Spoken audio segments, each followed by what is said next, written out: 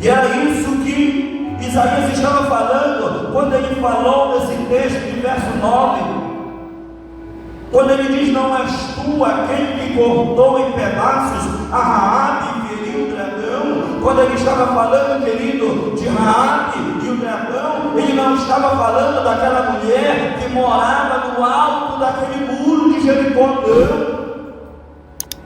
Ele estava falando, querido, de Raabe. Também era conhecida como serpente. Em outras traduções, como já vimos aqui, há várias traduções, diz aqui de monstro marinho, diz do dragão. Porque, querido, o povo, quando estava no Egito, o povo ele vivia onde? Ele vivia na crescente fértil, aleluia, e as beiras do rio Nilo. Então o rio Nilo, pastor Leonardo, ele vinha e fazia muitas curvas ali dentro da crescente fértil. Então aquele povo entendia que o Nilo era o seu Deus, e ali era como uma serpente para eles.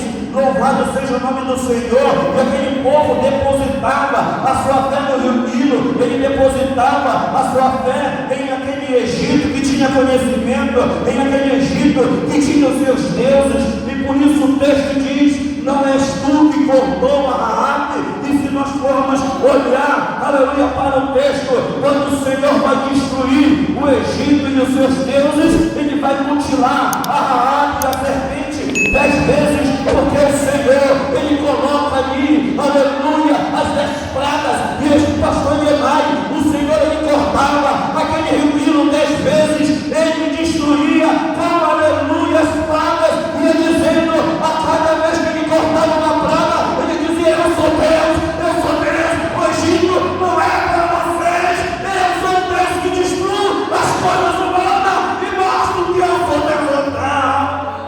Por isso ele dizia: desperta. Aleluia. Por isso ele falava: desperta.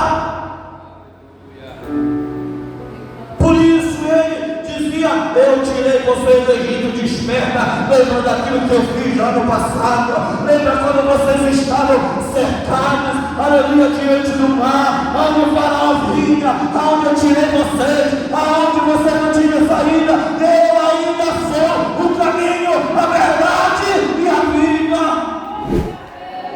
Diga assim para o seu irmão: é tempo de despertar.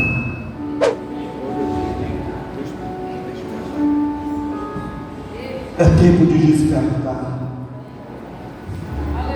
Diz assim: o Senhor tem um caminho para nós. Diz assim: Egito nunca mais, ideologia deste mundo nunca mais. A crescente fértil estava cheia, irmão, de ideologia, estava cheia de pensamentos, estava cheia de filosofia, estava cheio das coisas desse mundo. Mas o Senhor diz: desperta, ainda tem um caminho, ainda tem um caminho, ainda tem um caminho. E esse caminho